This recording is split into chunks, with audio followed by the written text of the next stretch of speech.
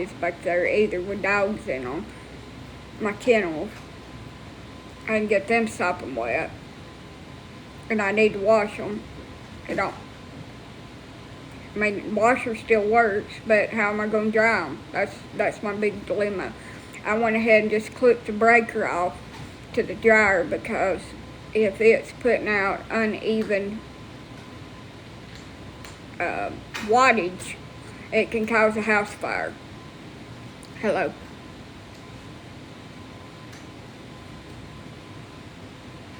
How many do I have to wash? I've got about 25 puppy pads that I have to wash and dry, like every 2 or 3 days. I bought a couple extra smaller ones. 15 of them. I have 15 of them, and they're huge. They're 8 by 10.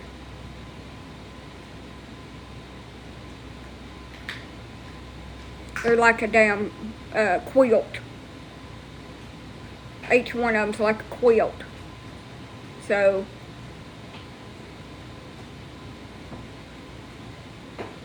I'm not sure what to do.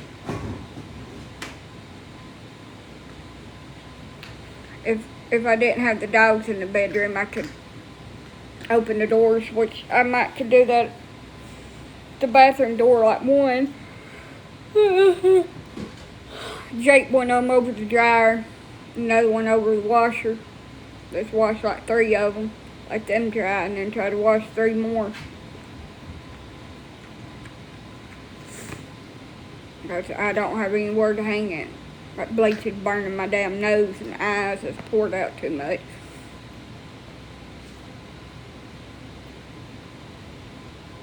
Three of the big puppy pads that I had to use on Dottie are nasty, stinking up the house. I've got to wash them.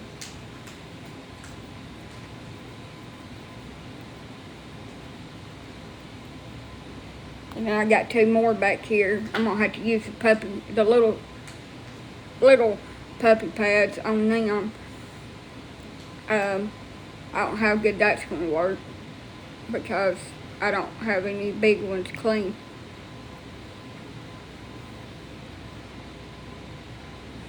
And I'm just thinking about it. My anxiety level's at a freaking 50, because I have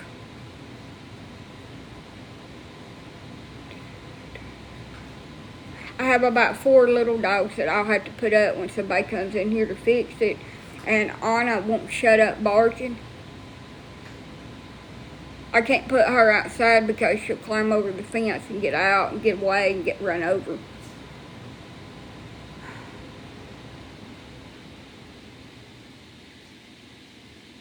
So I'm going to attempt to try to make some sort of space up under one of the counters in there in the bathroom, and put their cages in there. So they're not... Oops, I dropped my earbuds. Shit.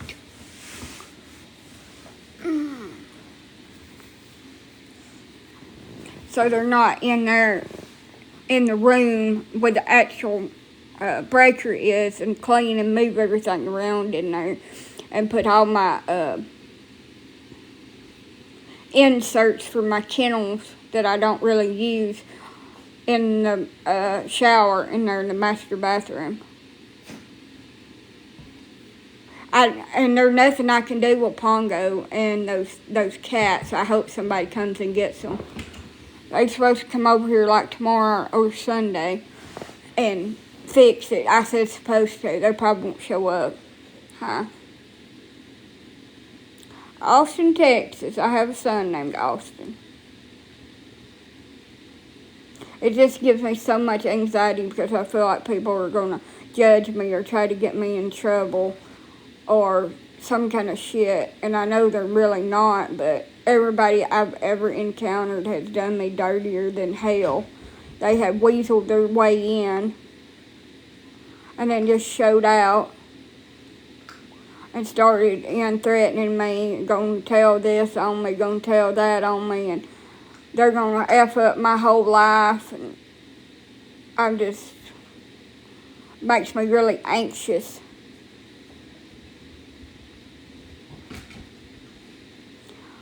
It makes me really anxious for people just to come in my house. And it wouldn't even matter if I didn't even have any dogs. I'd still be like freaking anxious as hell for somebody to come in my damn home. Because I know how people are. Just in general how people are. They're just two-faced as hell.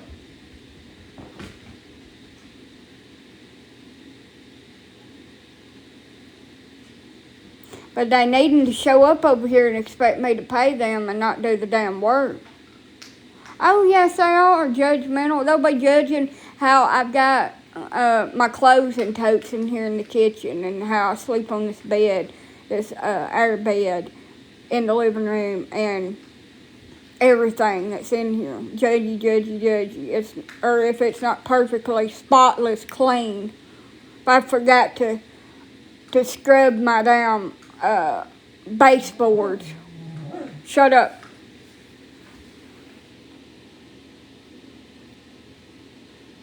It bothers the fuck out of me because I feel like and it's not like just a repair person that I'm just paying. I actually know the person. And that makes it even worse that I know them. I just like casually know them. I don't really like know them. Like we ain't best friends. I ain't hang out at their house, all that. But I just casually like know them. And that just gives me more freaking anxiety about it. I would rather just be a hermit here and never interact with folks. But I know that I cannot replace a wire, a breaker, possibly, and a freaking plug for my dryer. There's just no possibility of me being able to do that. And this one don't show up. The person that I least want to come over here and fix it, that I know will fix it for free and will judge me the harshest of any living soul on this God green earth, would be my uncle. Stop now. No.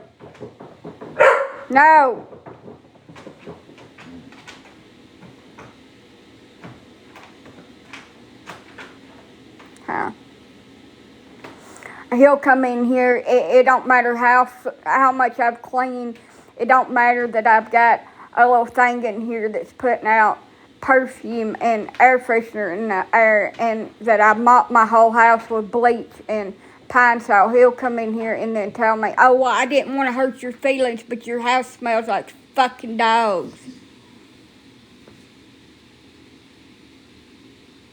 It stinks in there, but it doesn't stink as bad as last time.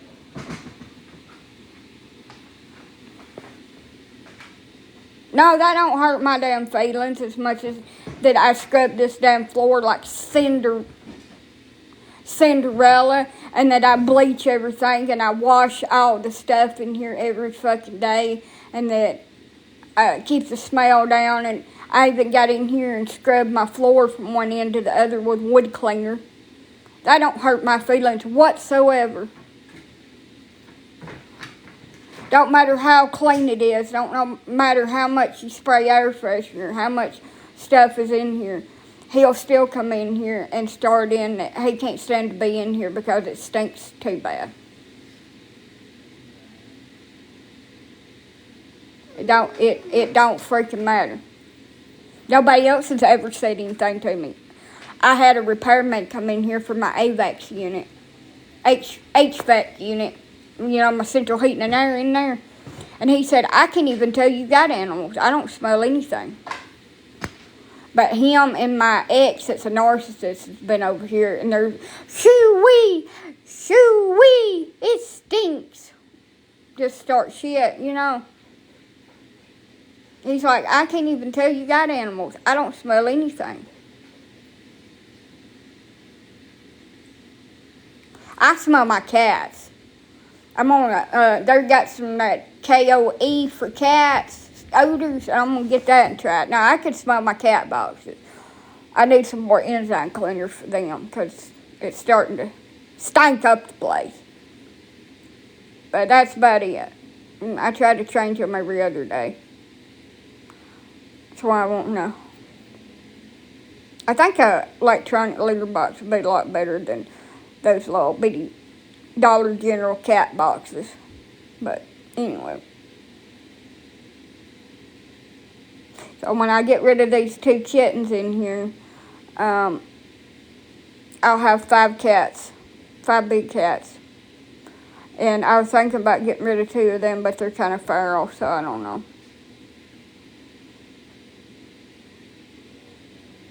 Yeah, but I don't want to wash cat shit boxes out in my bathtub that I had to get my ass in there and wash.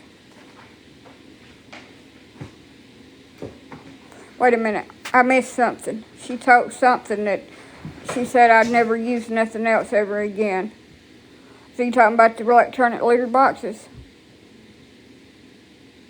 Hey.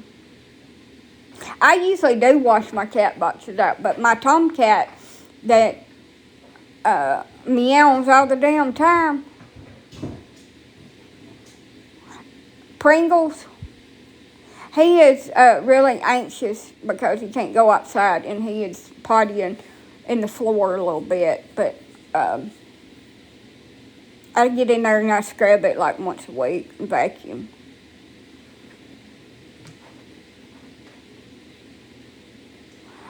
My cats will never go anywhere because I'd have to probably euthanize them. They're just not really homes for cats that don't like people. That come from cat colonies like they did. And I couldn't do that.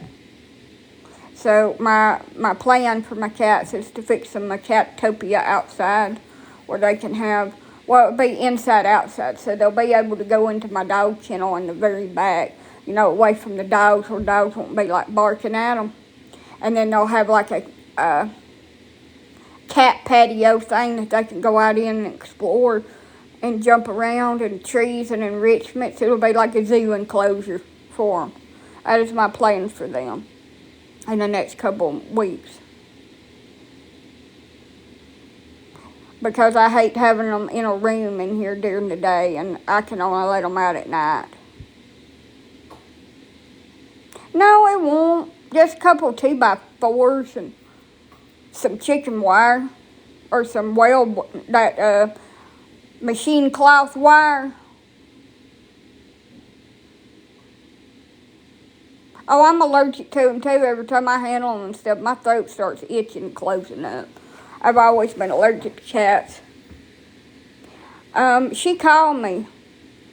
I'm really stressed out and upset about it. She called me about 8 o'clock tonight. So all you got to do is get 2x4s. You can build it yourself. You don't have to pay $600 or $700 for a freaking fence. And you just stretch the wire out, put wire on the top of it, and then get you some either clear roofing tiles to go on it, clear, or either some metal, and slant it and put it on there where the rain will run off on the outside of it, and then the inside of it, you just put the wire on the top of it. You don't need nothing on the top because they won't be like in the elements in the building. She said she didn't want to talk to me because she was mad at herself. She was upset and hurt. She felt stupid because everybody telling her that it was her fault that she was abused. And I told her, I said, don't believe that shit. I said, it is not your fault. You did not ask to be abused. She said she felt so helpless and so out of control and nasty when she went in the hospital up there at Coleman Regional before they transferred her to Huntsville, that she had shit and pissed on herself. She'd laid there in the floor not able to get up because she was so weak from hunger. And when she got to Huntsville, they had to give her a bath and clean her up. And they told her she'd had a heart attack, and they got her on insurance. She wanted me to send her a pizza. I really don't have the money, but I've borrowed $50 from out of my account, and I'm going to try to get Domino's or somewhere to take her a pizza in the morning. It's too late tonight. And they're going to keep her up there about 15 days in rehab and then transfer her to a nursing facility for 21 to 31 days in Birmingham.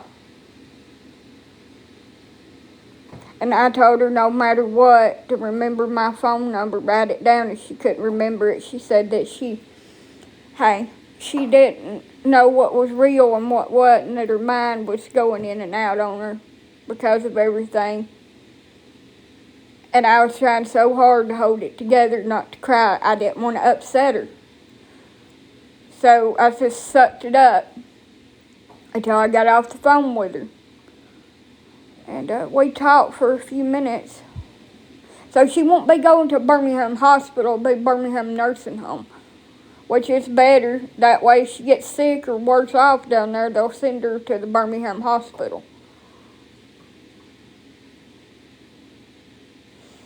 And she said that she couldn't even sit up on the edge of the bed to eat, she just had to roll the bed up and eat. She was so weak, and that they was giving her insurance, trying to help her, and she was having to have blood transfusions every single day. And that, I told her, I said, well, you write down my number, and no matter what, you can call me. I said, it don't matter what's said or what's done, you can call me and I'll be there. I said, I'm going to fix this room back here, so if you need to come stay with me, I'm sorry. I ain't trying to cry on here so somebody can screen record my ass and say, poor me.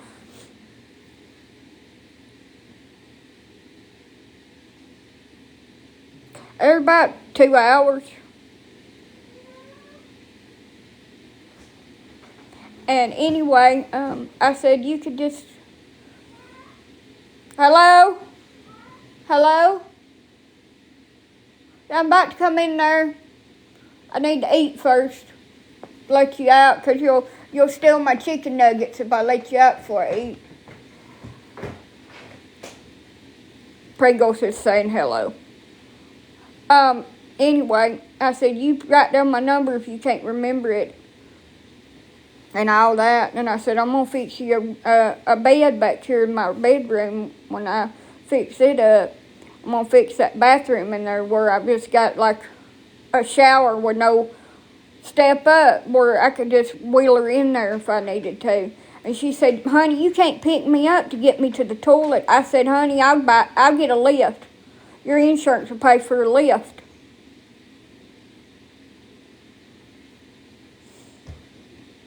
I said, I'll get a lift and I'll lift you up and take you to the toilet like them nurses does, and put you on the toilet and then lift you back up and put you in the bed. That's the way they do with them paraplegic people that can't walk.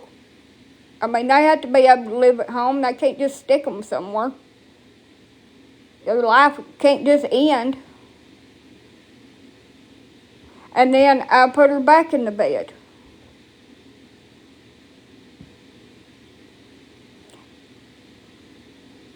I was expecting my 5th baby. I was so excited.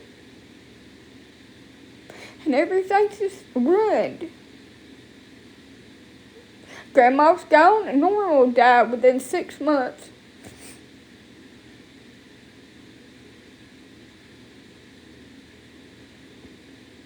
And what am I supposed to do? My daughter's gone, my son, my baby passed away, and everything's just gone. And I'm supposed to just start over like it never happened. None of it.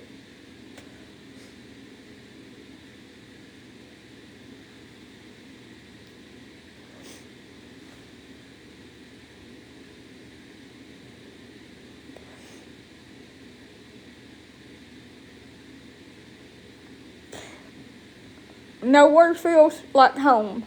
I don't feel safe anywhere. I feel like at any given minute I could be homeless without anywhere to stay. Just like always.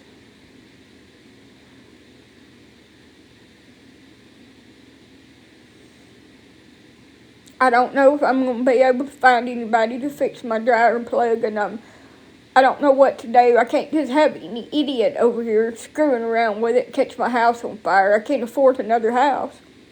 And you think that if something happened to my mobile home, anybody would offer me a bed? No. They wouldn't. Like, I was homeless for months with my oldest kids, and I was homeless after all that happened with Kathy, and everybody was like, well, I'm sorry, but I just can't. And the shoe's on the other foot now. They're homeless. They've lost their kid. And they expect me just to damn help them. And I'm not getting involved with it. Because for one, it's kind of of their own making. They had a nice home. They had an old man. They threw it away for a one-nighter to live a certain kind of lifestyle that they wanted. And I'll say it to the heavens. We have choices in this life, and at the time that we make them, we may not know what the outcome of those choices is going to be. But every choice that we make has repercussions and consequences, whether they're good or bad. And the more you live, the more you learn you can't trust nobody. And the more that you learn that everybody that comes in your life is just there for their own self-centered needs.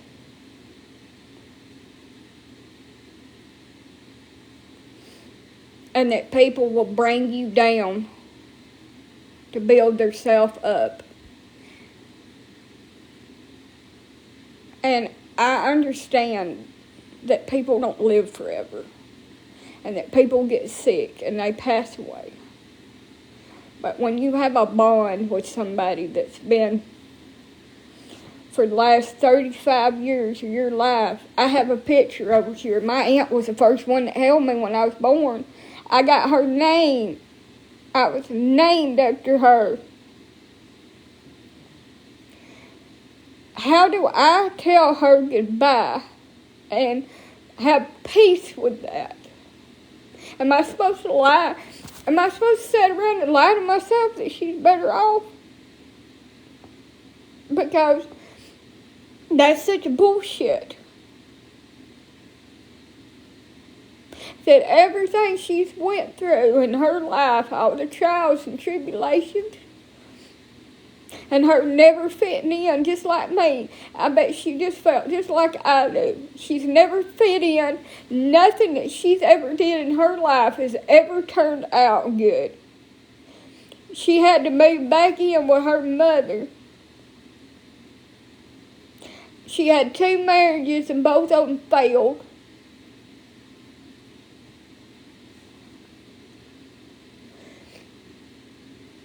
She never could have what she wanted because of everybody else.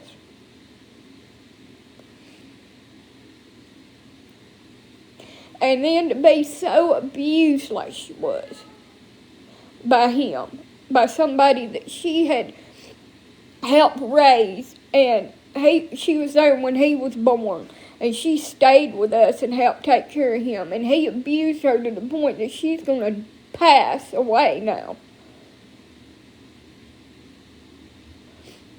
How can I just have peace with that? And he'll never see any justice.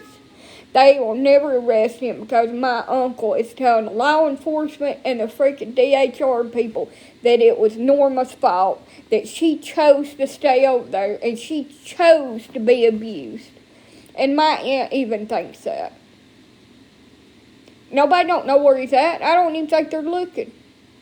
But I've done all I can do. And he deserves to rot in hell. How dare him do that? Because he don't care nothing about Norma. He ain't never cared nothing about nobody. And I cared so much about her and my grandmother. that it is killing me. And I've never got over my grandma dying, and I'll never get over what's happened to her. I'm sick over it. I can't sleep. I hadn't really been eating like I'm supposed to. My blood sugar's dropping. I'm just freaking miserable. That's why I'm having insomnia so bad. I'm just so freaking miserable.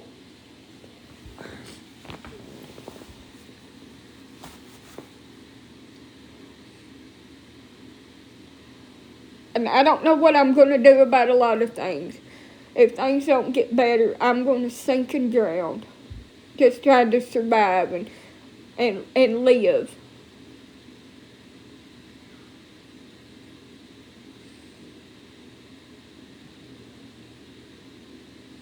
I struggle every single month with something, and I know it. And I hear, oh, well, everybody does. Well, I'm not freaking everybody. I can't handle it like everybody else. I've been through too much shit.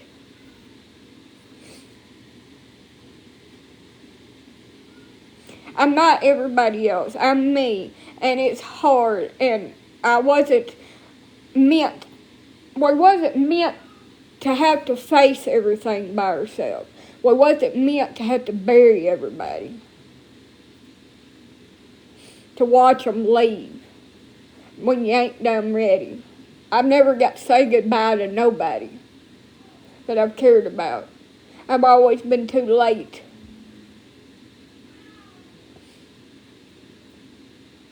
People that were supposed to be here to have my back have quit on me.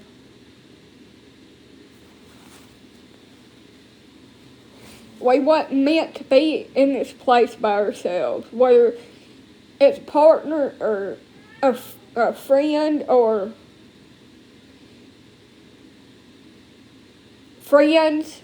And I do have about 2 friends, like in office here.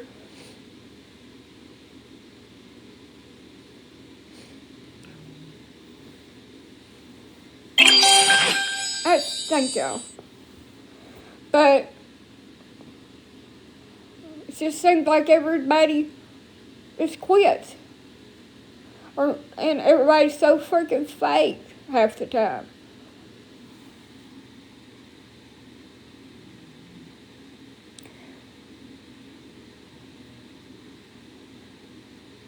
And I just don't know how to deal with it. I was named after my grandmother and my aunt. My Aunt Jean. My middle name's Jean.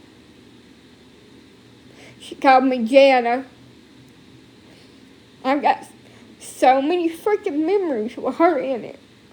And just see the way she is breaks my heart. It's so awful.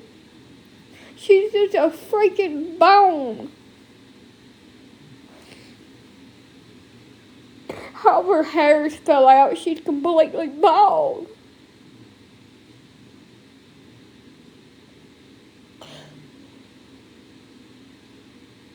And he's with some 20-year-old girl having his best life. And she's up there passing away, and he ain't even messaged me one time to check on her. He just said it ain't his fault and to stop trying to blame him and get him in trouble for it, or he was going to end me.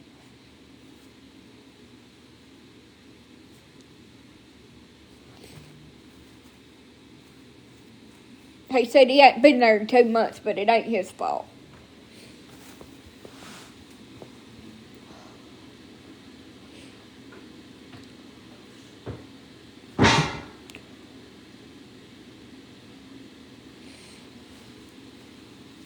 And I love how people just nonchalant tell me, oh, well, that person's going to die.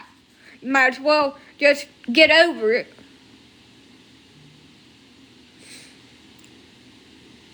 Like it don't even freaking matter. They're going to die.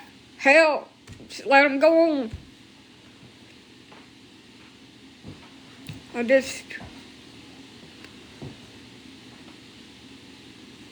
I'm glad that she called me. Don't get me wrong, I am more than anything, but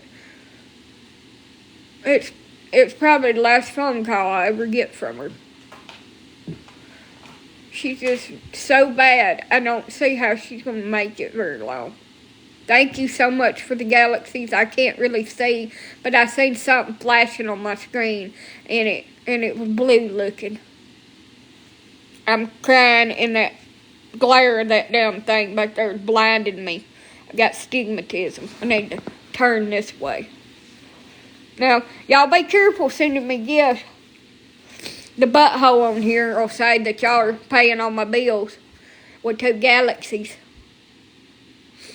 I reckon that they flagged her account and she ain't able to get on there. She ain't posted nothing all day, but Mama Ringo, I've been reporting it, but they keep on telling me that she's not violating community guidelines. TikTok and other platforms, people like that just bullies folks, they need to go on there and just take all that shit down.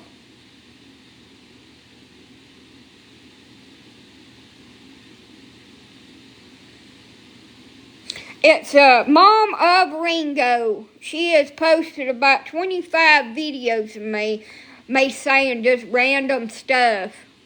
And she'll play it on a loop, and then she'll be awareness. Poor me. Oh, Lord. I hope I can get her banned. Why can't I get her banned? People that don't need to be banned, TikTok will ban their asses. But people like her, they don't do nothing. Thank you. I can't when she's trying to get people to turn me in for shit. Mom of Ringo, she's got a damn cat, a gray and white cat as a picture. Their videos posted. But she's trying to get people to turn me in and get me in fucking trouble. Making a video. She's like cutting out like how I'm saying a sentence.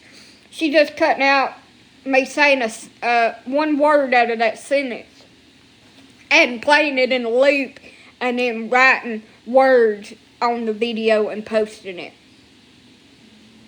Going to turn me into Social Security for getting TikTok money. I don't get no TikTok money, so all the gifts and stuff that y'all send me on here goes to a PayPal account that is in a family member's name, so I don't get paid for it. Yes, I did block her on here, but she's still editing out my live streams that she's recorded. She said she's been watching me for a long time before she started posting stuff about me. So she's a stalker. She's stalking me. She's doxing me. She's having people to try to turn me in. That's why I don't tell nobody where I actually live on here. And also, this ain't my real name. Joanna is my first name, but it's not my last name.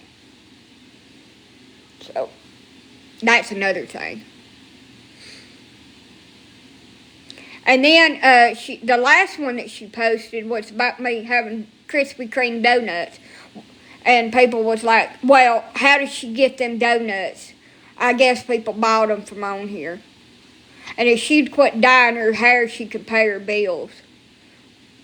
If she'd lay off that hair dye and get off the couch and go get her job. And everybody's like, get a job, get a job. Oh, she's so happy about telling people that she's... Yeah, I did block her. That she's not going to work on disability. I'm not going to work on disability because I don't want to give them any reason to say that I'm able to work and cut my ass off. That is the most fearful thing in the world for me. I'm not able to work. I might go like twice and then I'd have one of my spells and have to go home.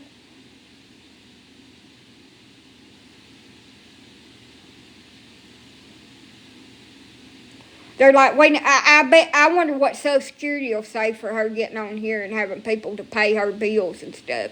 She's like, I know that they've been people on there sending her money to pay stuff. Now, there was a time when I got a disconnect notice on my power after I'd paid most of it.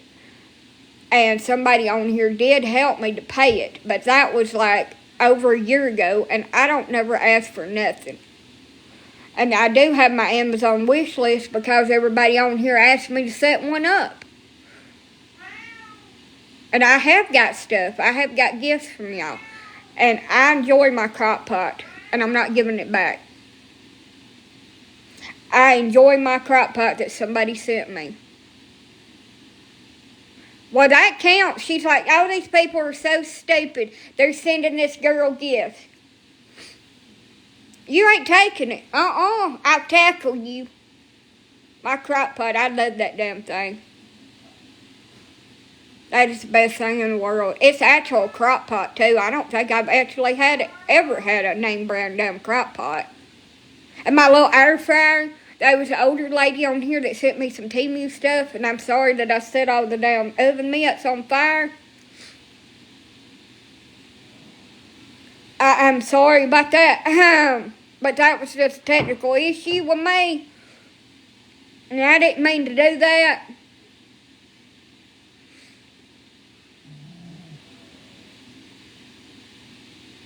You know how I'm klutzy. I am reading all your comments, huh? They was blackened. Yeah, I set 4 oven mitts on fire within the course of 2 days. Thank y'all. 4 of them. I was like, I smell something burning. Oh, shit. And I was like, oh, God, that lady sent me this stuff, and I really needed them, and now I burnt the hell up out of them. Look, my mama had really collectible, expensive, antique eye covers for the stove, and I set them on fire.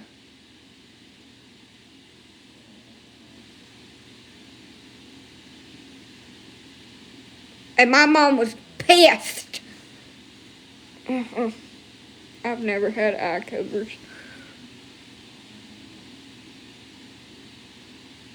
Yeah. She was pissed. It was black then. The eye covers were black then. They was roosters when I started out. But they was bacon burnt. From one end to the other, all the paint was melted off of them. Whoops. The eye covers. But anyway, I burnt them oven mitts up. They was really cute and pink too, but I burnt the hell up out of them. There wasn't no rooster left on it. It was a rooster. But after I set it on fire, it was just black. Only I can prevent a house fire, and I'm not doing such a good job of that. That's probably why I have a safety precaution in here. I have a fire extinguisher just for occasions. But anyway, yeah, I set all the oven mitts on fire, and she sent me this little air fryer, and that is the best thing. But I did run out of the disposable inserts for my air fryer, and I'm going to have to try to get some on Amazon or something because I'm sick of washing this damn thing. But I also set the air fryer.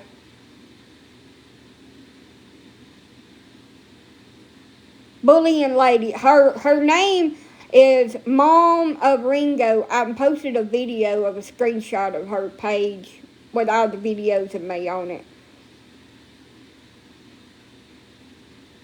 But I did also set my air fryer on fire. I am multi-talented.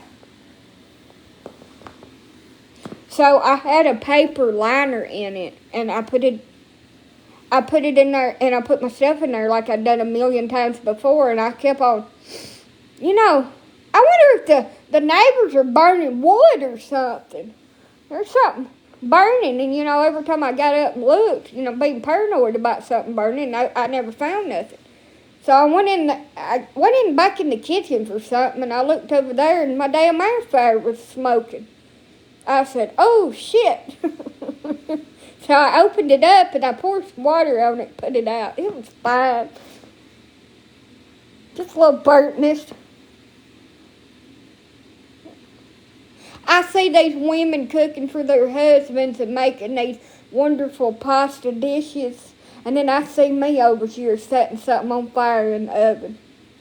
My cousin, Kim, she could be a chef.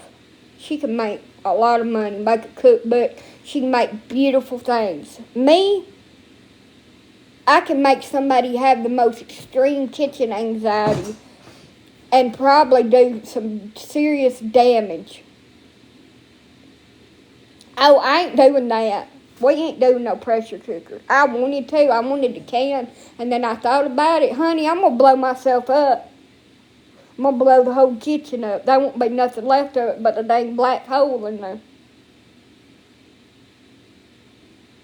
I don't need to be doing that. There are times when my little inner voice talks to me and says, honey, no, you know better than that. You won't have no damn kitchen. It will be like the time that I blew the microwave up. So my wish list is in my, over there. I need to update it. I hadn't updated it in a while. Amazon wish list is in my bio little link. But yeah, there are plenty of times where I'm like, girl, you just don't need to be doing all that shit. You're going to hurt yourself. Like today, I was making me some Spanish rice and some taco meat. And I splashed the scalding hot water on my tits and burnt the shit out of them. And this shirt is hurting me really bad right now because my nips are like burnt. My little inner voice, I need to start listening to her just a little bit better. But yeah, I blowed the microwave up. It made a big boom.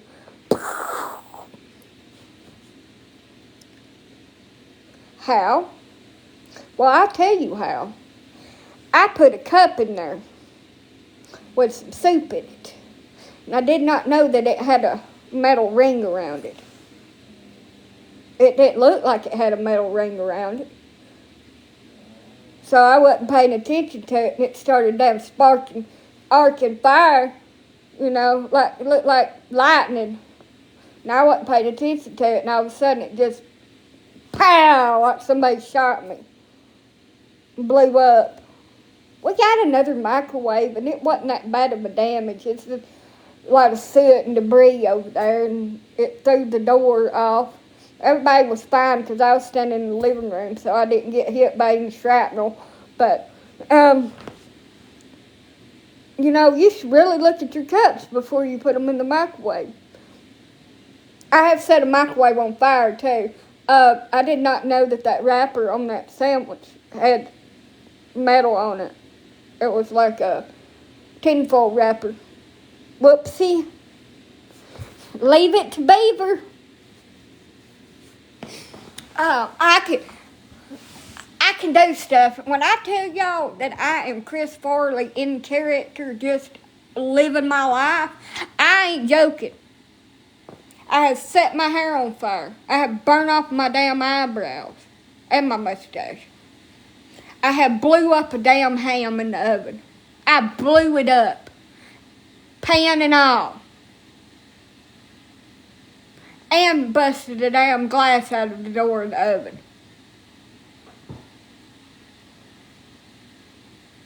No, not poor me, poor everybody else that has to eat my damn cooking. The only thing I can make that don't taste like horse shit is vegetable beef burger soup. And it's still bland as shit.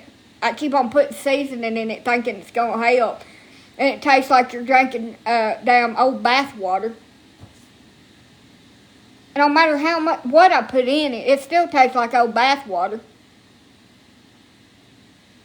Like, I made some damn food, and I'm like, it has no flavor. No freaking flavor. And I put taco seasoning in it, just like it said on the package. And I put other stuff in it, and it had no freaking flavor to it. It was just like drinking water. Nothing. Honey, you should come over and let me barbecue. Gabby, you should come over here and I should barbecue for us. Make sure you got your teeth glued in real good, or none of them's loose. That steak will be like chewing a leather belt. Also, no, not with gas. We don't. I would blow us up. I'd have to be over there in the bushes. 1 minute I'd be grilling, looking at the bushes, and the next minute I'd be looking at the grill laying in the bushes. I eat my cooking because, hell, I can't afford to eat out. So I just have to eat it, even though it don't taste good. And I eat a lot of damn heat up shit because it's safer.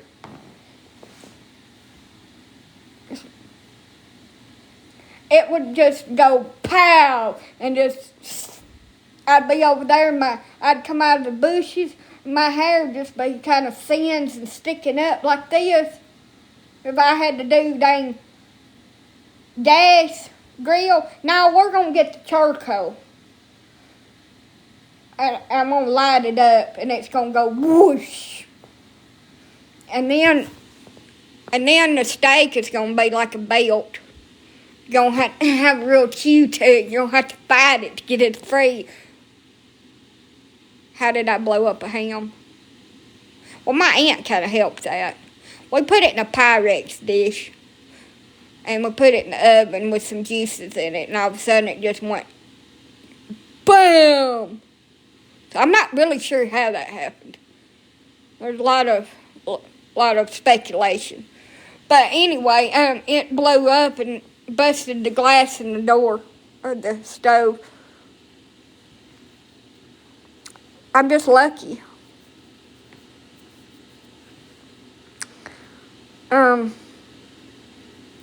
Just lucky. But anyway, I'll probably catch something on fire while I'm trying to set the fire for the grill.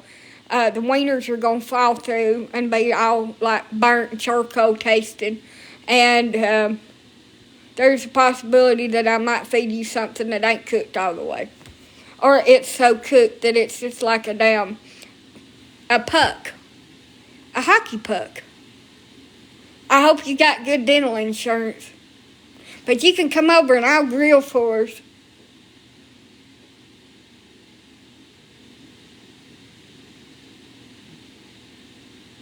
My barbecuing skills are amazing. Lord, I know that barbecuing takes skills, and I have them. I made some hamburgers and hot dogs on the grill, and them hamburgers look like them charcoal pieces that I'd put in the bottom of it. And they was kind of tough and kind of poked into my gums a little bit. Oh, I had some skill. I also caught the yard and my car on fire with the grill.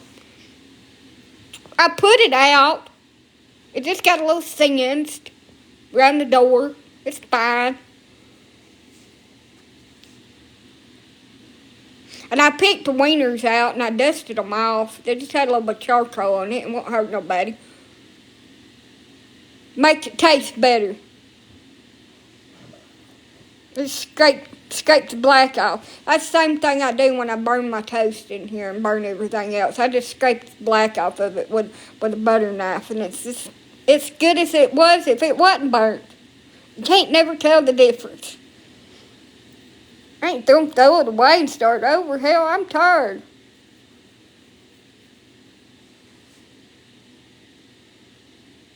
A cook and a homemaker is two things that I fail at. Oh, it's Cajun style. Well, I don't think Cajun food is bland. I even tried Slap Your Mama's and that real good barbecue seasoning, Kenner's, or whatever it's called. And my food still tastes like I ain't put a damn thing in it. I do a lot of crock pot meals too. I made a roast.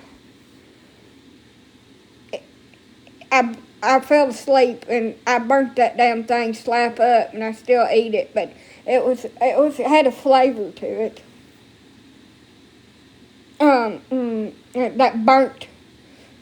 That burnt flavor. Them taters had it real good. Just they soaked that shit up real good. Even with, I eat it all too. But, that nasty burnt taste to them. The meat was really tender though. And you could smell it too. You could smell how it was burned in there. And no, I had a cover in there so it didn't like mess up my crock pot. But I burnt the shit out of it. I can't eat cayenne pepper. I'm allergic. So I had to like read my seasonings. I can't eat nothing with cayenne in it. Or my throat will close up on me.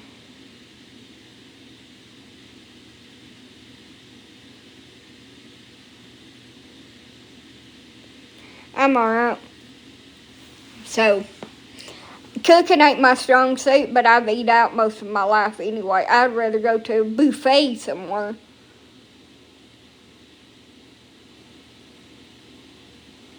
than try to damn cook something and it tastes like shit.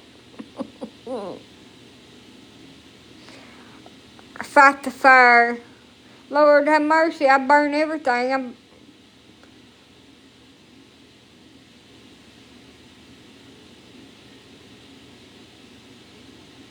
It's easy to do.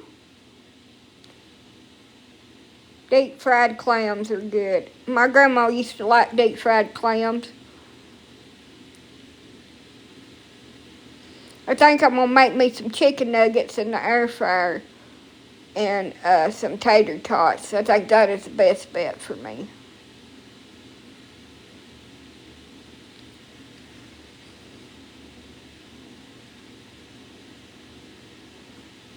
I've eaten cold food a lot. I don't like it, but I've eaten it. There's a lot of soup up here, too, that I could eat, but I'm not in a soup mood. I'd rather just eat some tater tots and chicken nuggets. And I've got to go clean up back here and feed cats before I can go to bed anyway, so I'm about to click up off of here. I love that y'all done my goal for me up here. And thanks for having my back on the traitor amongst us. I want to set a new goal. Let's see.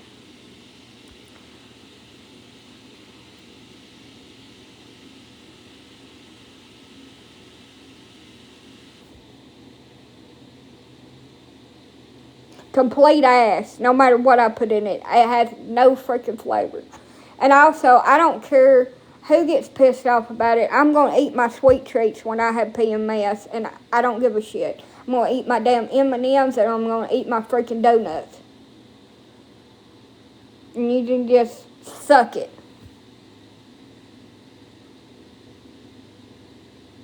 And I'm going to eat my fast food when I go out for my treats, when I go to the doctor and have torture tests.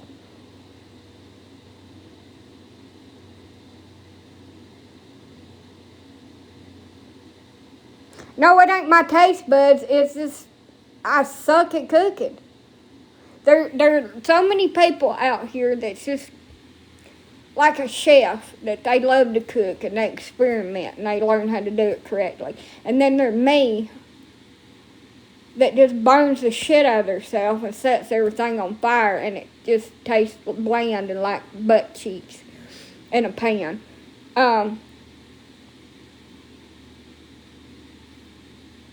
already had it done like last week, so last Thursday I had it done, so I'm just recovering. I'm kind of slow and getting back into the groove of things. Still hurting in my stomach, but other than that, I'm pretty alright. It was just like a minimum basic, invasive, in-office procedure anyway. It's not like they done major abdominal surgery on me. They just cut some pieces off.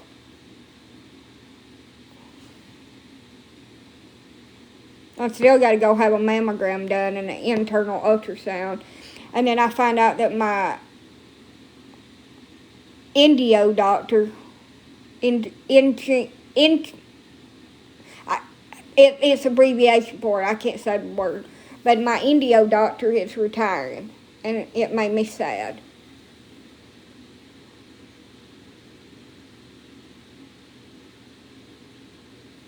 I haven't the same damn taste buds for burnt shit, because I burn every damn thing. You know, one day my kids will be wanting to have some of my damn burnt cooking when I'm gone. And they won't be able to have it. Well, I wish Mama was here. She could burn us a damn chicken leg. Yeah, they did a biopsy. It sucked. It sucked. It was one of the worst ones that I've had. And my uterus won't quit hurting. Like, I'm having these really, really awful, like, stabbing pains. Like, just crampy stabbing pains, like you're going to start the period. And I've had them since last week. Since I had it done, just really, really bad. And it has got a little bit better, but it's so bad that I'll bend over in pain, like just scream. Holler out, oh, like my grandmother used to when she'd get a pain. I understand her pain now. No, I don't cook it too fast. I just set shit on fire. I turn it down on medium.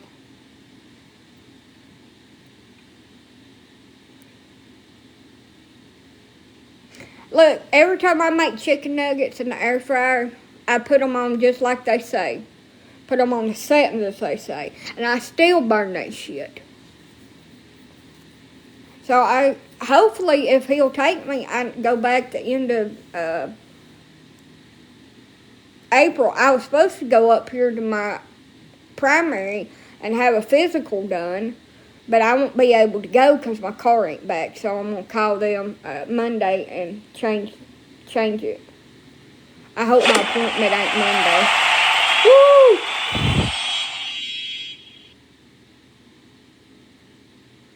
So the gynecologist, I go back the 23rd, my Indio doctor. We're going to do a virtual video chat because he's just wanting to talk to me about him retiring and what doctor that he's going to refer me to, and hopefully it ain't an asshole. Yeah, endocrinologist. That's my specialist they send me to because of my son passing away, and they're doing testing and stuff on me.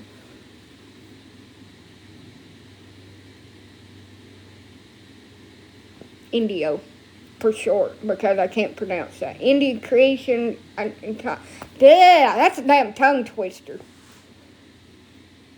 But I go back to the regular gynecologist after I get my mammogram done, and then I have an ultrasound right before my appointment. Have a good night. I was reading all your comments. No, I don't need a boyfriend, and I don't have any desire to get married or be in a relationship right now, but we can be friends on here. I always need friends. Yeah, that's what it is.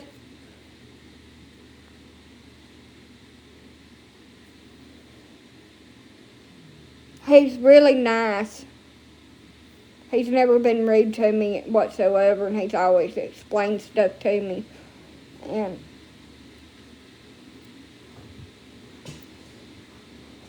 I'm afraid I'm going to get a butthole doctor that just, it ain't no big deal, none of it, because it ain't happening to me. It's just happening to you. I'm doing it to you. So your opinion and your feelings don't fucking matter. That's why these younger doctors are. So it really upset me because I don't know who I'm going to be sent to.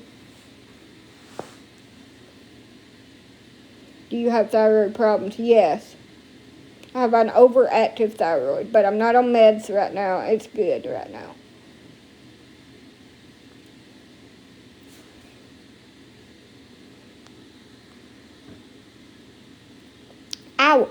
No, I'm not okay. But I'm going to act like I am because it'll upset everybody else. Until one day that I am okay.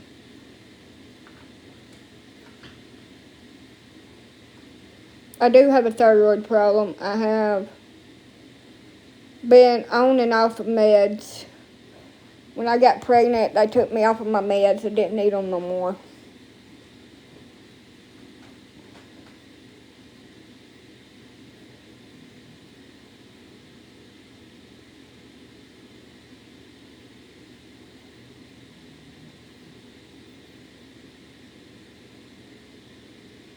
It's under control. Do you have depression? No. I have trouble dealing with grief from time to time, but don't we all? I don't lay up under my covers and tell the world to fudge off more than once a week, so I'm all right. When people that's got depression don't feel like you need to hide it. It's just things. I just don't have it. So I don't need meds because my levels are good with my thyroid problem. They keep a check. Oh, I'm so sorry. Oh. But my hemoglobin is too high. So I'm trying to cut out protein from my diet as much as possible, but I'm really wanting some chicken nuggets.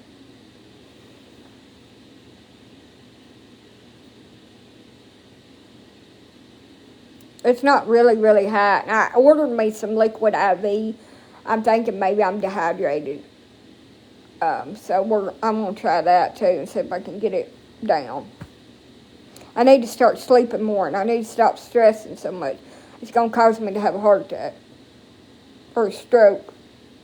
I'm already really high chance of having a stroke because of my hemoglobin being too high. My blood's too thick. And that's why I don't breathe hardly.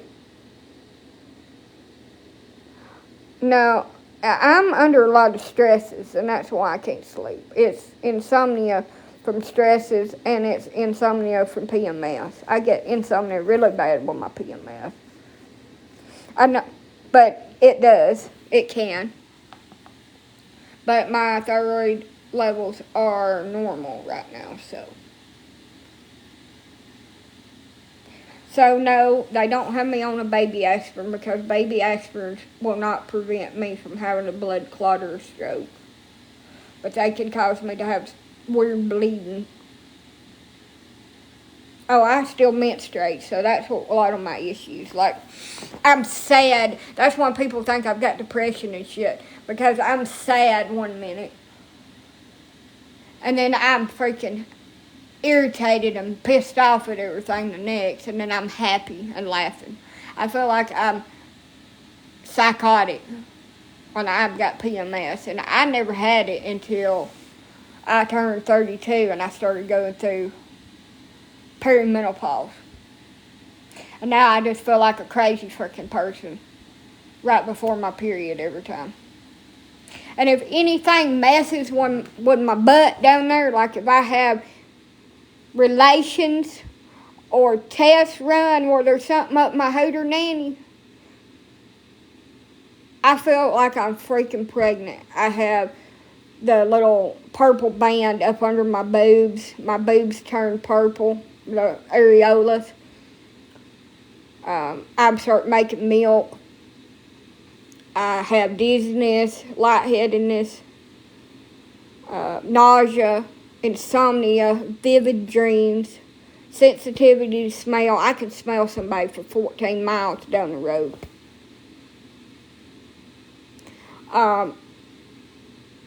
cravings. I have cravings for food.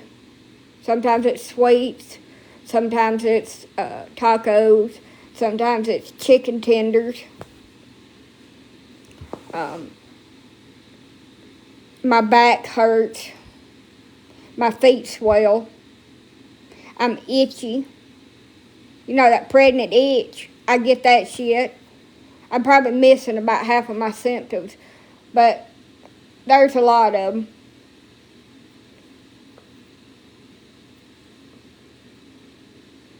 I have dry skin.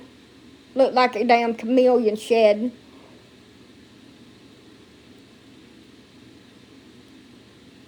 I'll be 35 in a couple weeks.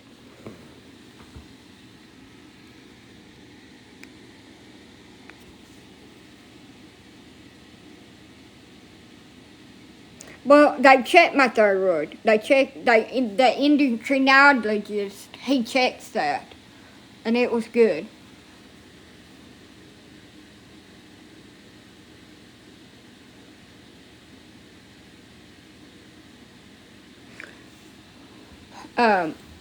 Like, I don't want to show y'all all my stuff, but like right here, there's like a purple banding. You know when you're pregnant, like right there on your breastbone where it goes up into your boobs, you'll get that purple band looking thing up under, just right up under your boobs in pregnancy. Well, some people does. I've got that. And it'll go away after my period is gone for a couple of days. And there's no way I'm pregnant because I ain't been with nobody. I didn't have that in my pregnancies. And later on in my pregnancies, my nipple, my areolas, like, changed colors to the purple looking color. But right before my cycle, that's what I experienced. I think the smells and the vivid dreams bother me the most. Because them things screw with my head. And I wake up and can't go back to sleep, have some kind of weird ass dream. And I have headaches. I have pregnancy headaches.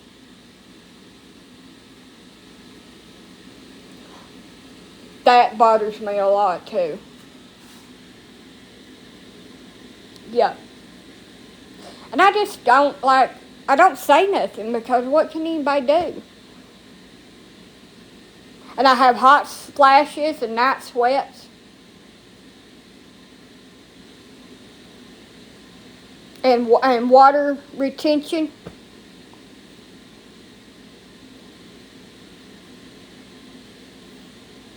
Yeah, I have pregnancy headaches. They're similar. They're not actual pregnancy headaches because that would mean I was growing a child. But, and they're not, one in there, but they're similar. They're like the same. I remember, yeah, I'm afraid so. Menopause is in my near future. Is what my doctor said when I went. Had my biopsy. I was going to be going over the rainbow bridge of no periods very soon. Perimenopause will start out for about 10 to 15 years before you hit menopause. So just remember that. Do you like a lot of salt? I crave salt like the day before my period starts. I'll crave something salty. Like just like the day before. But no, I don't like a lot of salt. I have eaten a lot of salt, unfortunately, in some cases, because I don't accidentally put too much. But no, not really. It's just, I like sweet things and sour stuff, normally. It's just, well, like I said, my Indio just drew blood last week, checked my thyroid, my A1C. My A1C was freaking low as hell. It was like 1 or 2 points below what they're okay with, so they're not going to freak out, but it was low. How old was you when you started having medical problems? 2. 2 years old. I had to be put in braces. I have a inherited muscle disease. And I had to put braces and special orthopedic shoes on me that I wore for the first couple of years of my life. They told my mom I'd probably never walk, and if I did, that I may get where I couldn't walk again.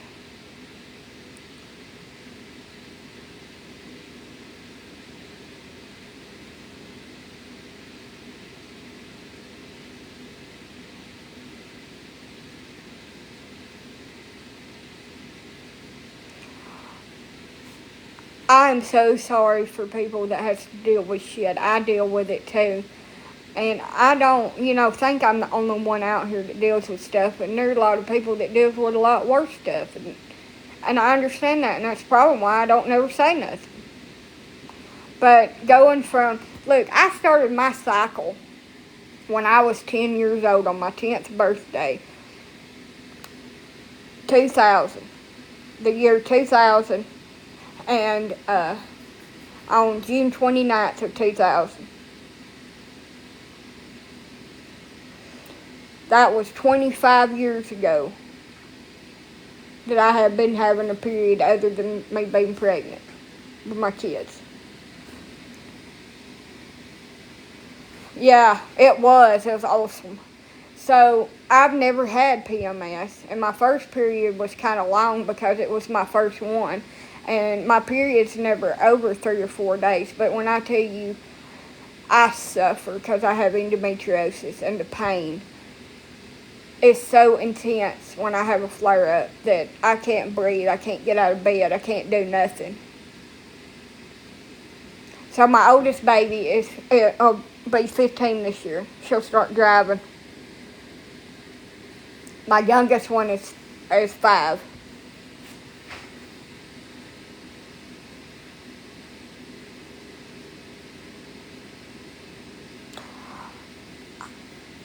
I got a severe kidney infection where I was peeing out blood with my first baby. That I believe that's why she's having to have glasses and stuff. And she has eyesight problems. But no, I really didn't have any kind of issues with her. Her pregnancy was pretty much just cut and dry and smooth. But my third baby, I got preeclampsia and lost eyesight partly. I had an eyesight problem. And it's pretty much, I've either got used to it where I don't notice it anymore, or it's just gone. I have floaters. It caused floaters to be in my eyes. And like when I go out in the sun and stuff and I move my eyes around a certain way or I get dehydrated, I can still see them really bad. Just looks like little pieces of trash floating around my eyes. That could be because my blood's too thick too. There's nothing I can do for them.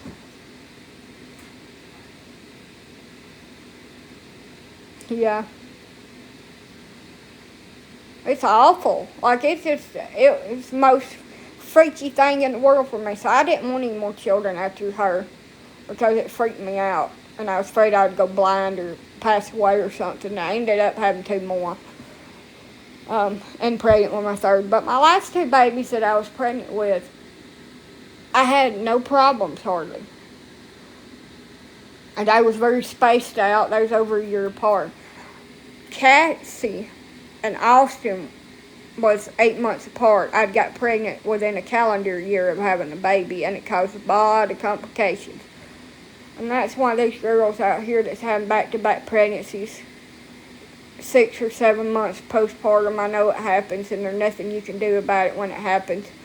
But they need to be more careful. They need to use something.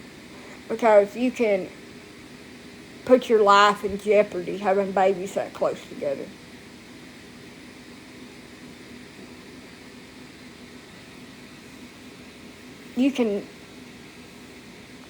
So, and then when my son, I had preeclampsia, and I probably would have got it with my youngest daughter too, but I delivered both of them at 34 weeks. God's like, yeah, we ain't gonna let you go no further.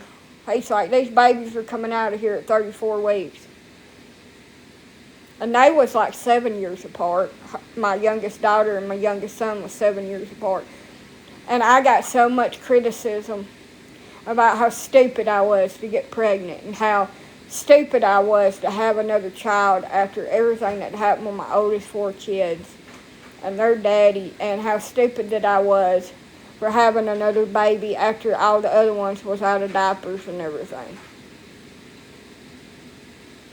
I got lectured and told what a freaking fool I was and laughed in my face going to get tires, and me almost 6 months pregnant with Kathy because I had another baby after the other one's out of diapers. She couldn't stand her kids, she said. That she made them move away, being a witch to them. That she was so thankful that they wasn't living close to her and would bother her. I love my kids. They can bother me anytime. They ain't bothering me. Like, I don't know how anybody could be like that about their children.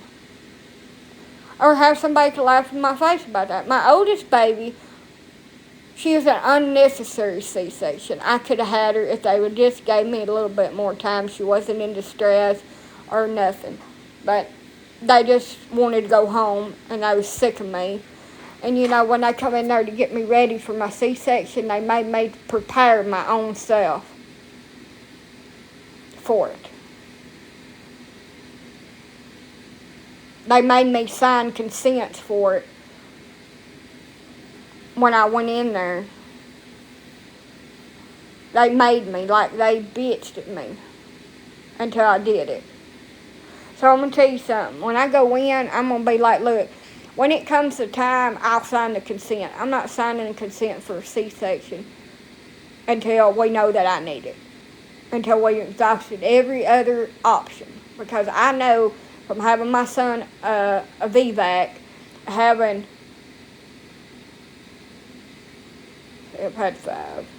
3 more after him VBAC, that I can have a child naturally.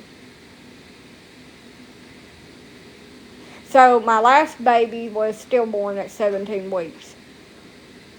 He's not alive, so I don't count him as being alive. So I've had 5 living children.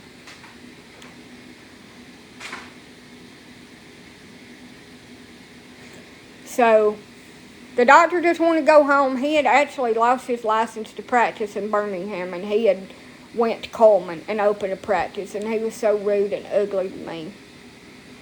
And so rough with me, and his bedside manners sucked, and forced me into signing the consent for the C-section, and then didn't give me anything to relax me in the operating room.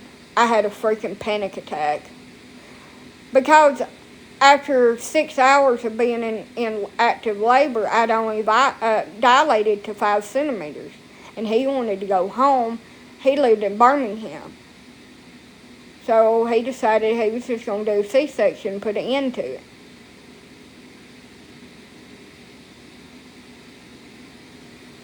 So I know I can have a child, and I'm just talking like hypothetical. I'm not planning on being pregnant, having any more children. That is not in the cards for me. I'm planning on going through the change of life and just being an old Spencer lady with her dogs.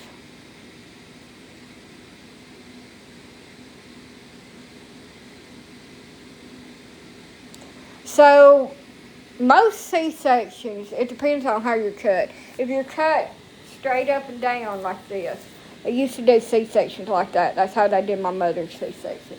They cut up. I'm cut here. So if you're cut straight up and down like that, then there's more chance of you ripping. But the way they do C-sections now, they cut you right here.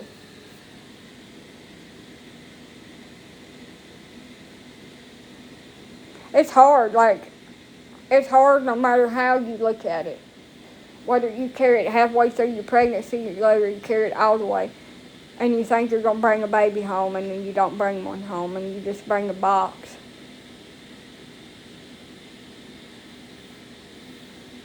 Yeah, I was too. I wasn't cut up straight.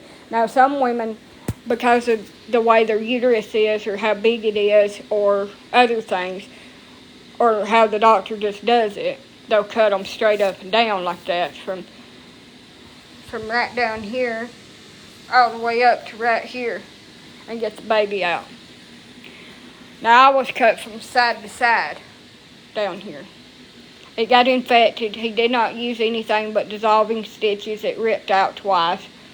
It's the worst freaking scar you've ever seen in your life.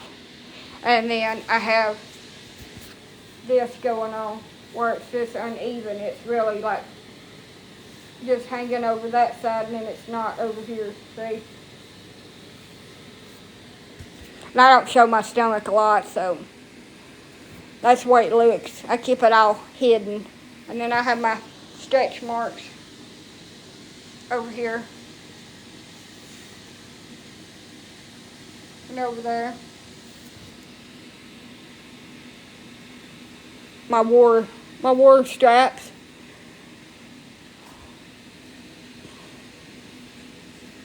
But I ripped my incision out twice. He didn't put any staples in it. Yeah, it's got holes in it. Got little breathing holes.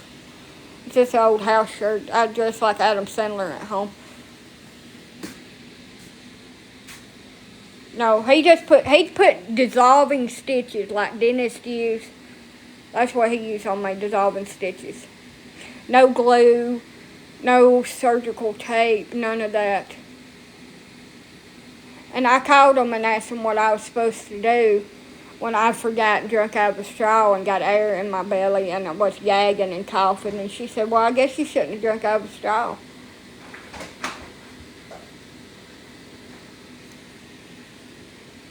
But you better quit gagging and trying to get the air out of your stomach because you're going to rip your stitches out and we ain't going to sew you back up. It's my holy shirt. Yeah, it is. And they was like, oh, well, unless you get an IUD or you get your tubes tied, we won't be your doctor anymore because we don't want to have to deliver any more of your babies. And when I went back in there to do my 6-week appointment, I had seen one of his colleagues previous. There was more than one gynecologist in this office up there at Coleman, OBGYN. And he's like, I told you to get on birth control. And now you're coming in here with a baby. And you're going to be pregnant again. It won't be 6 weeks. I said, I'm married. And he said, I don't care. You're stupid. It's poor people like you having kids and getting on welfare to take care of them is what's wrong with the world.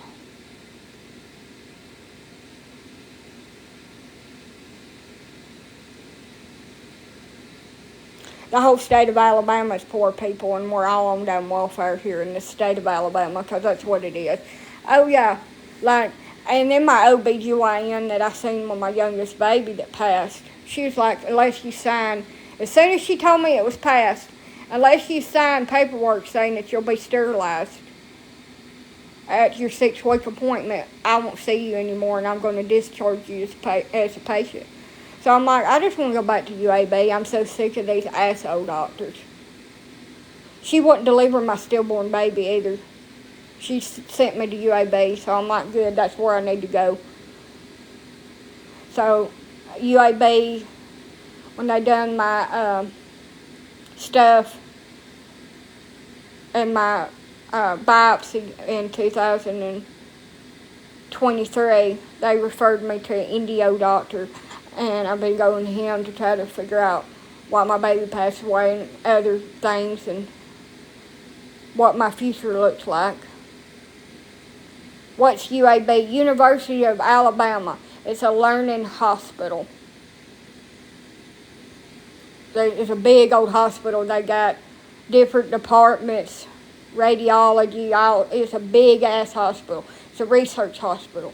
They do experimental procedures like uterus transplants and all that stuff down there.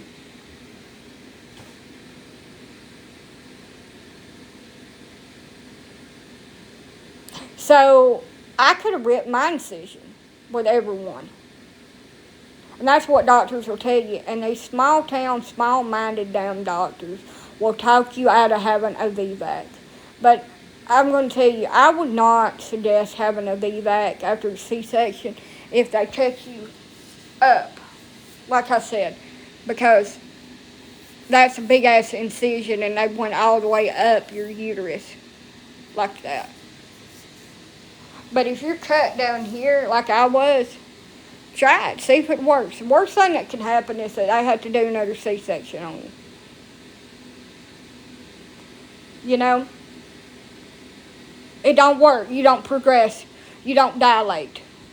And then you have a C-section, just like you would have done if you hadn't tried it. But I always advocate for yourself, because when I had my first couple of children, I didn't advocate for myself. A VBAC, it's called a BBAC. Not VBAC. But a BBAC is a successful vaginal delivery after a C-section. A BBAC. Yeah.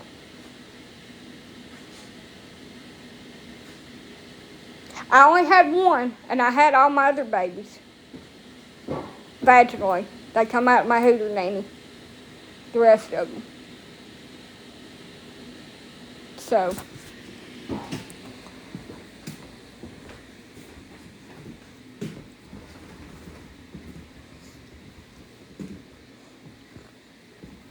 Yeah, that's what mine is. Hold on a minute. I'm going to plug this in before it dies on me. I'm about to get off here. But, yeah. UAB is the hospital that... Why is this working? It may die because it don't want to charge. There.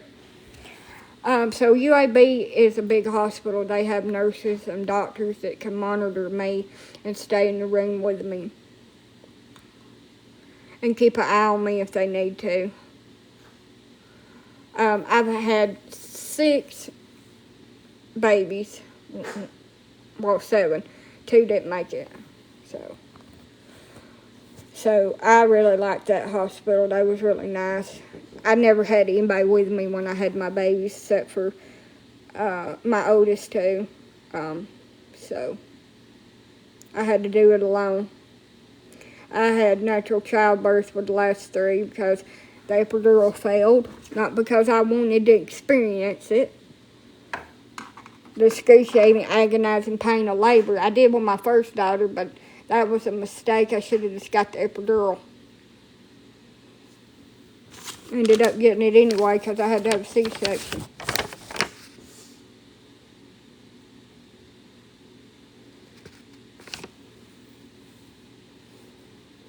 That is some of the worst pain I've ever felt in my life. I've never really had surgery like that. Did 3 natural, no pain medicine births with Cassie, Addison, and Kathy. And then my youngest little Lonnie baby that didn't make it. My first baby that was stillborn, she was a natural home birth. She was under 20 weeks, so it didn't have to be reported for a miscarriage. I don't know what they do to you now. They probably lock you up if you didn't report it, like they're doing women. Yes, I would too. And then my first living child, Katie, she was a C-section. I had a home miscarriage with my first baby. I've never had a home birth. I wanted a home birth with my last baby, but because I've had a prior C-section, it's illegal in Alabama for a midwife to do a home birth. And you can't even go to a birthing center. You have to give birth in a hospital. And with every pregnancy that I have, and every time I do a vaginal birth, they are a risk that my uterus will just rip. And I will bleed out and pass away within minutes. And they won't be able to save me. If I'm lucky, they might be able to repair it and stop the bleeding. But there are no guarantees in that, and I know that. And I've had a lot of bleeding and issues with the last couple that I've had.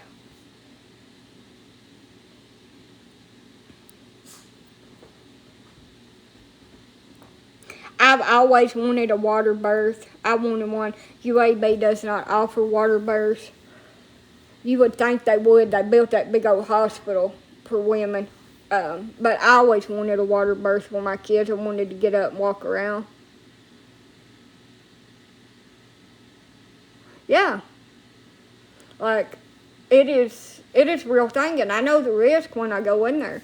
But I would 10 times rather try to risk my life than be traumatized and tied down to a damn table and cut open. Where I can feel it. And it feels like there's a whale sitting on my chest. They give you so much anesthesia in your back, it just feels like there's a whale sitting on your chest. It's suffocating you. And they don't give you nothing to relax you. No Valium, no nothing. If they gave me a little bit of Valium or something, maybe I wouldn't have been like that.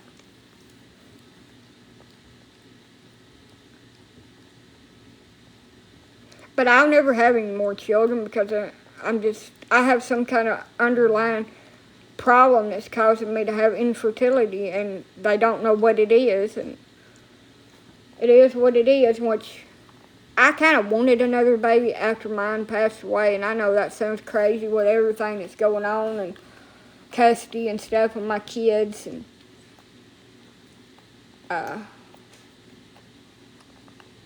I had a spinal too, but I could feel shit. I could feel them touching me, and I could feel the pressure of them taking my baby out. And I felt the first cut. I wasn't numb. They didn't give a shit. And it felt like there was a ton of bricks just sitting here on my chest. I couldn't breathe.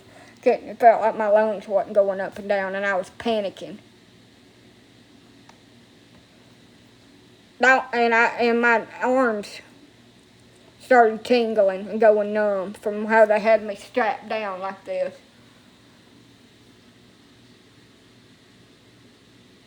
They told me they couldn't let my arms up, that they had to stay down like that. That is the dumbest shit in the world, by the way. Why in the hell do they have you tied down to a bed where you can't down move? Do they think you're going to jump down there and help them do surgery or something?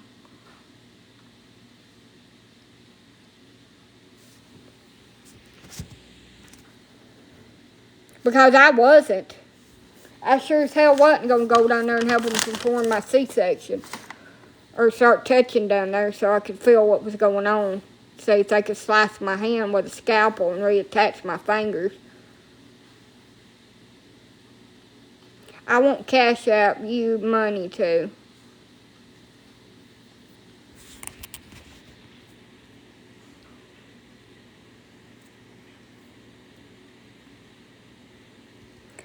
My cash out. But anyway, I think my baby making's in the past, y'all. Unless I meet a rich man and we move. That's my cash out. Me too. Unless my rich husband-to-be meets me and we move to another state and start over and we have my kids and his kids. I think it's over with for me. Which that's okay because I really don't want to be pregnant anymore. I've been pregnant. It was wonderful to grow that child, and I will love that child and have that connection with them for the rest of my life.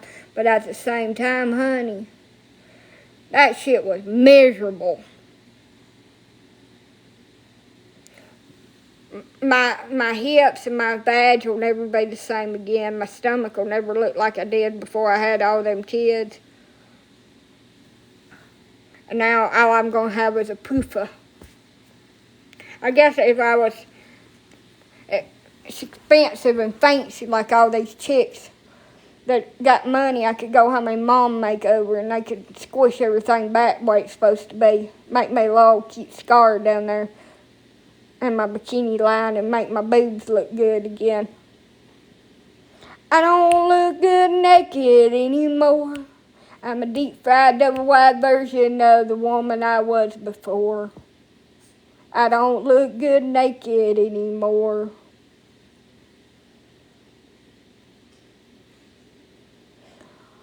That's why I turn all the lights out. If I ever do meet a man and we get into some darkness, we just turn all the lights out where we can't see nothing. We just play Marco Polo in here until we find each other in the dark. There might be a little bit of tripping and stubbing of the toes and damn injuring our damn self, but for the most part, that's the way it is. Marco Polo! Like being blindfolded. I'm a deep-fried, double-wide version of the woman I was before. I don't look good naked anymore. There ain't no such thing as a wrong hole. And even if he screams that, it's not so. He's just lying about how he really feels. Now I gotta get off here and make my chicken nuggets. It's getting late and I'm hungry. And I'm sure that my cats want me to get my ass on in there too to them. You are not alone. I am not alone. I ain't. I don't look good naked anymore. I have some pretty looking damn kids. I don't want shit on my wiener. Look, honey. You're obviously confused. I don't want shit on my wiener.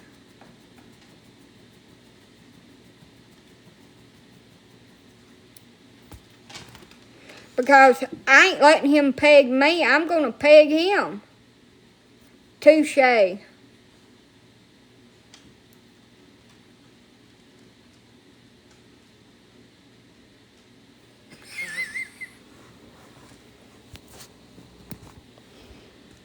Wah. I love gifts, by the way.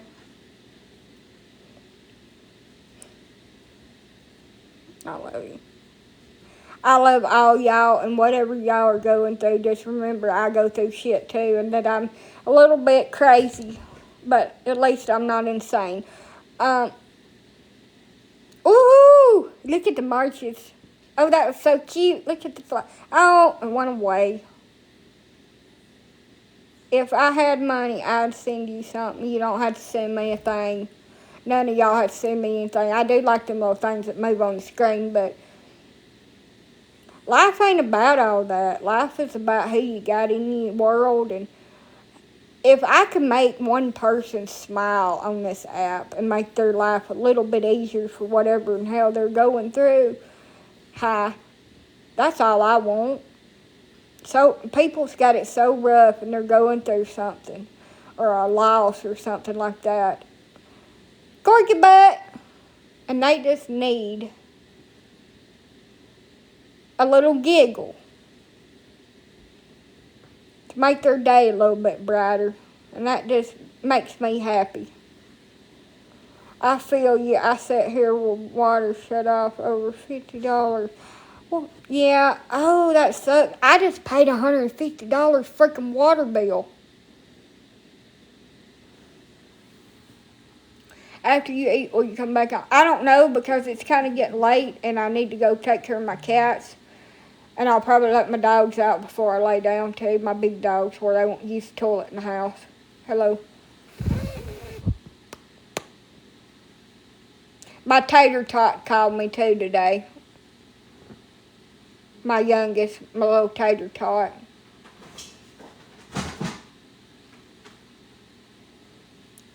the brightest star that they ever was in this world is my kids. Hand heart.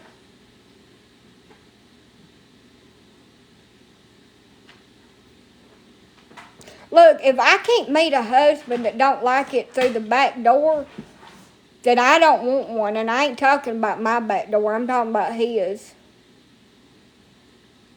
What's good for the gander is good for the goose, ladies.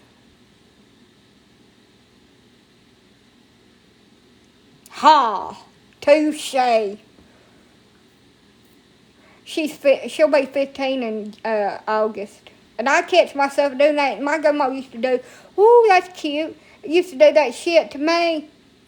Well, in June of this year, I'll be 35. She used to do all that. You know, in the month where we're going to turn. Well, you know, they'll be this age. And now I catch myself doing that shit. I have turned to my grandmother. That was my surrogate mama. And we fought like mother and daughter, too. Thank you.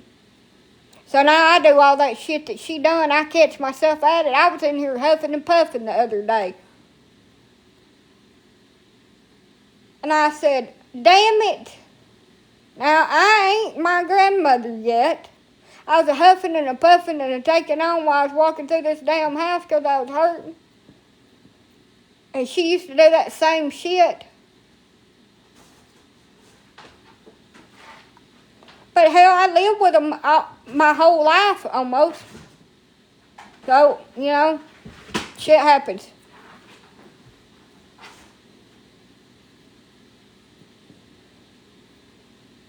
I do need to have my donuts before I let my cats out, though. They'll be trying to eat them. Where I'm going to put them? They're in that big-ass box.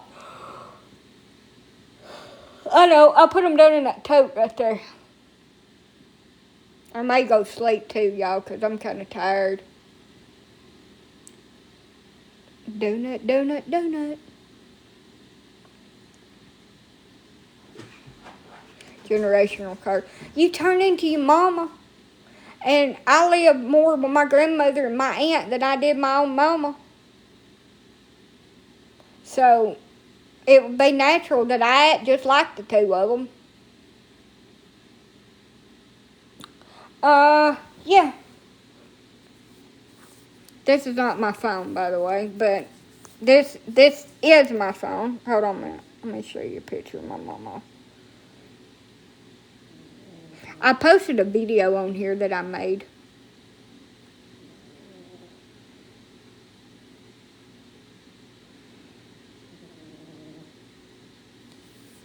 So this is my grandmother, and this is me, and I made this little video.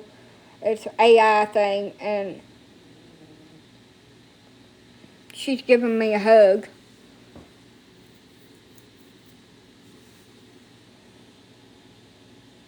You don't know how much I wish that was true. That I could have one more of her hugs. She's the only person that I would let hug me. I'd hug my aunt sometimes, but my grandma was the only one that I really let hug me, like person. And I didn't have to think, you know, this person is faking this, or they're wanting something, or there are ulterior motives to them hugging me. Those hugs, too, I can still remember how her little wrinkled hands felt, the warmness. And what screwed me up so bad when she passed away, for one, she starved to death at the nursing home. And she didn't even look like herself. Because they wouldn't even try to feed her, and she had dementia and couldn't feed herself, so they just let her pass, put her on hospice. But what really screwed me up is going up there and seeing her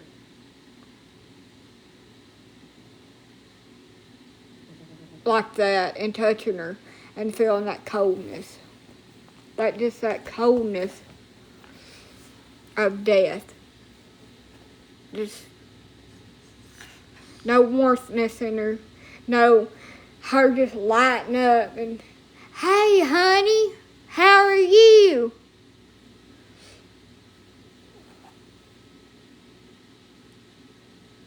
Or how is the baby? None of that. Just coldness. Gone.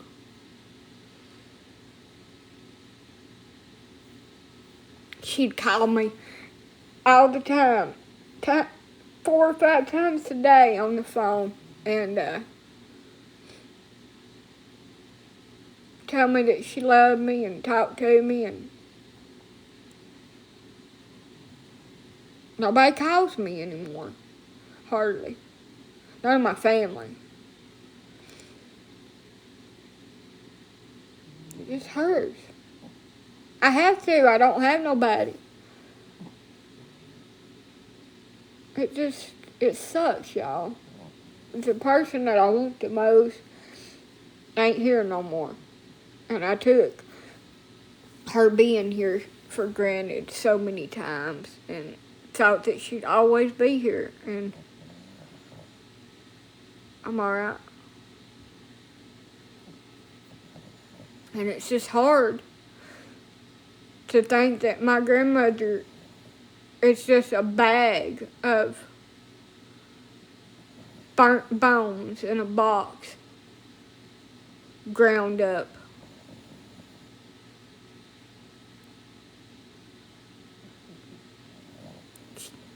That's all that's left of her.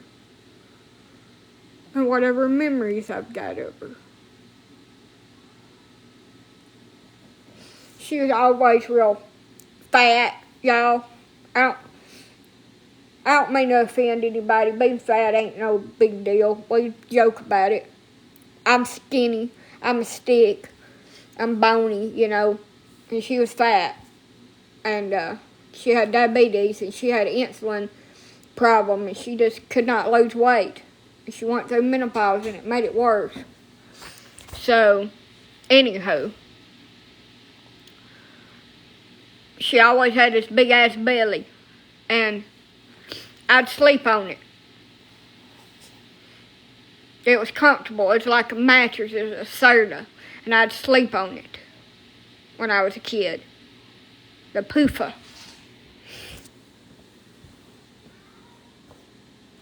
And to see her weighing maybe 50 or 60 pounds when she passed away, it made me sick to my stomach. People are all different shapes and sizes out here. Some of us are hefty, and then some of us are like a damn stick figure. She was a soda. She was comfortable, warm. Never had to worry about being cold and trying to cover up or fight your dog for the cover. She was warm. You could just lay up there and sleep for hours. And that feeling, I don't think I've ever had that feeling again where I was safe. Like when I used to sleep on my grandma's belly. And mind you, I was a little bitty rat as a kid. I was just a little bitty damn thing.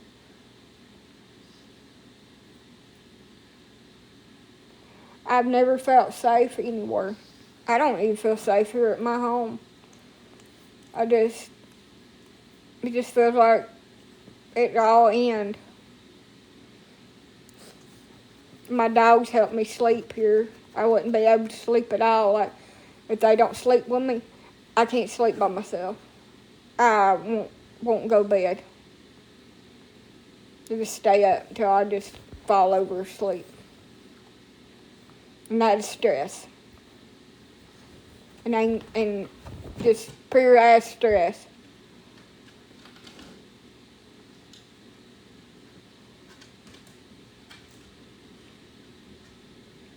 I get up at like 6 or 7 o'clock every morning. And then I just stay up.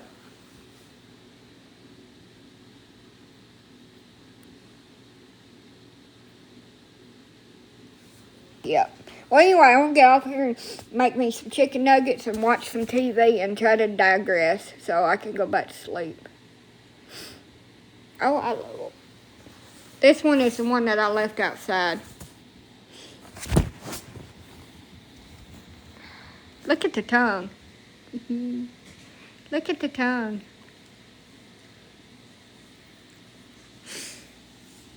And Elsa got shaved today. Needs some eye goop.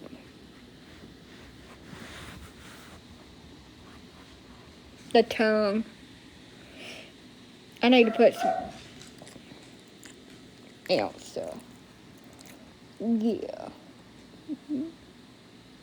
She's 15. I'm going to have to put some eye gel in her eyeball because her eyes are looking a little dry. Y'all all have a wonderful weekend. Do something fun and post some pictures of it. It always brightens my day since I'm stuck here without a car right now. I know I'm kind of down and out and a little bit, emotional. But it's, one, my period will be here in a couple of days. And I'm kind of cray-cray right now. And two, I'm dealing with a lot of shit about my aunt. And it's just like screwing with my head. I'll get over it. I'll be back to the way I was. I've never had no quit in me. She's bad. She's not going to live through this. If we're lucky, we can get her comfortable and she can have a decent end to her life. That's all it's going to be. She might live 6 months. She might live a year. She could even live 2 years. But I highly doubt it's going to be a long time. If they don't figure out why she's losing so much blood, she's not going to live 2 months. She has had to have blood transfusions once a day. Her kidneys, her liver, and her heart are going. Her heart can't take the strain of trying to make blood and losing all the blood, and there's no blood in her body. It's going to give out. And it's going to kill me.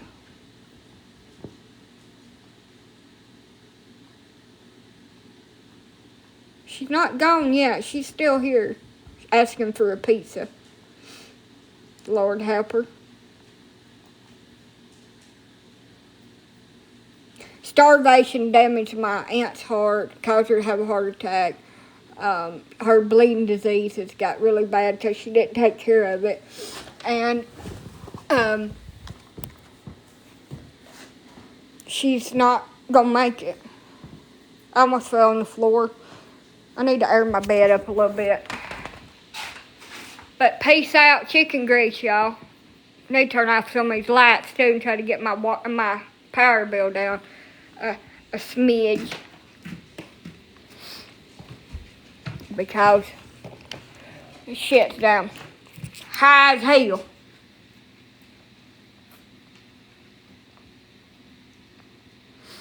She said it'd take a miracle for her to live through this shit. And I said, well, miracles happen every damn day to other people. Why can't we get one?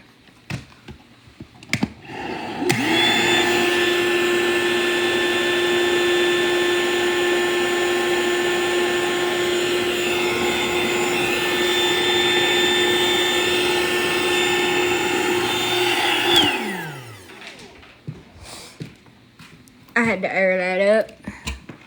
Good night. Praise the Lord that she's still living.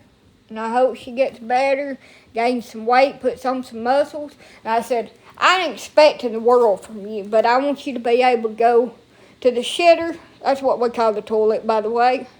What me and hers always called it, the shitter. And to make you a dagwood in the kitchen.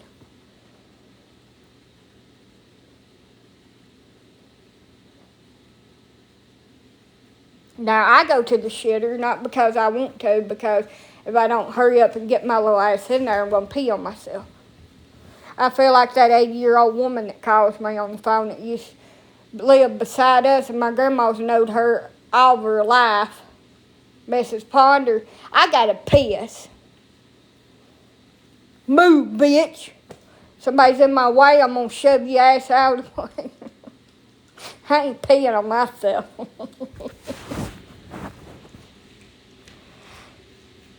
Just like that man off of damn White Chicks ate that damn quiche and had to run to the toilet. I had to move, bitch. That's me.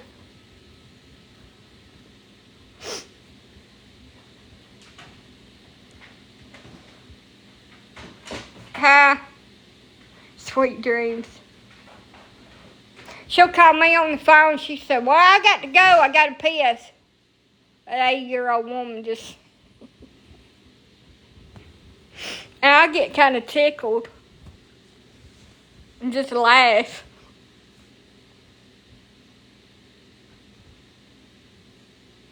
Well, I'm going to go off and do some more crazy shit. And make people mad, so... Bye. Good night.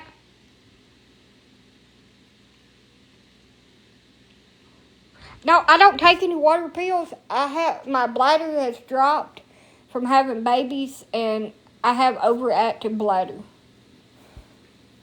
And it is awful. It gets worse during certain times of the month, but it is god awful. I don't even have to pee, and I'll pee on myself. The joys of womanhood. Good night. Good night.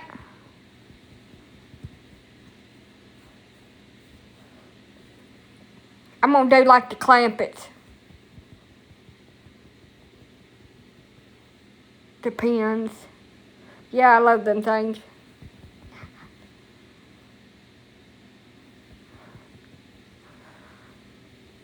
Have I waved long enough?